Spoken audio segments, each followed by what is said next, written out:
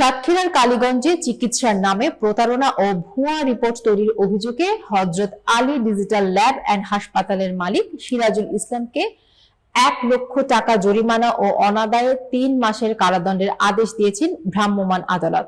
সোমবার বিকেলে এই দণ্ড প্রদান করেন উপজেলা নির্বাহী অফিসার ও নির্বাহী ম্যাজিস্ট্রেট অনুজা মণ্ডল।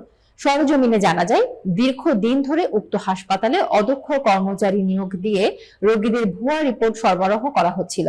বিভিন্ন পরীক্ষা নিরীক্ষার নামে আদায় করা হচ্ছিল বিপুল পরিমাণ অর্থ। স্থানীয়দের অভিযোগের ভিত্তিতে অভিযান চালিয়ে সত্যতা পেলে আদালত ভোক্তা অধিকার সংরক্ষণ আইন অনুযায়ী এই শাস্তি দেন। অভিযানের সময় ইউএনও অনুজা মণ্ডল বলেন, স্বাস্থ্য সেবার নামে কোনো ধরনের প্রতারণা সহ্য করা হবে না। জনগণের সেবার আড়ালে যারা প্রতারণা করে তাদের বিরুদ্ধে কঠোর ব্যবস্থা অব্যাহত থাকবে। এই ঘটনায় এলাকায় চাঞ্চল্যের সৃষ্টি হয়েছে।